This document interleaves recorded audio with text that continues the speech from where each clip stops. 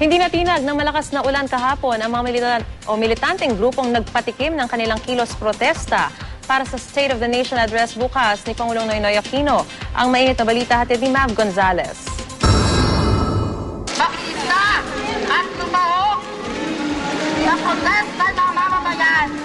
Mula sa Katimugang Tagalog, dumating nitong Sabado ng hapon ang mga militanteng grupo na magpoprotesta kasabay ng State of the Nation address ni Pangulong Noynoy Aquino. Matapos dumaan ang Alabang at Silverio compound sa Parañaque, sinalubong sila ng mga grupong taga-National Capital Region sa may Coastal Road kung saan nagkaroon pa ng cultural show sa daan. May mga magsasaka, may mga manggagawa at meron din mga katulad namin, mga kabataang estudyante. Patuloy na binibiktima ng inustisya, kawalan ng hanapbuhay. Panawagan nila kay Pinoy. Sila namang mga simpleng mamamayan ang pakinggan at kampihan, huwag ang malalaking negosyante at mga dayuhan. Biglang bumuhos ang malakas na ulan pero tuloy pa rin ang programa.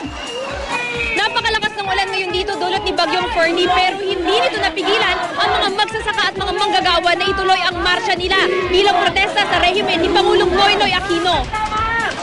Tumuloy ang mga rallyista sa Baclaran Church. Umpisa pa lang raw ito ng mga kilos protesta kasabay ng sona ni Pinoy sa Lunes. Kahit pa ba 3 bagyong sabay-sabay ang dumaan bago magsona ay hindi ito mapipigilan. Naturingan siyang isang ama ng bayan pero yung kanyang mga batas at patakaran lagi na lang kontra mamaya. Tama na yung pagiging pabor niya sa dayuhan. Mav Gonzalez, GMA News.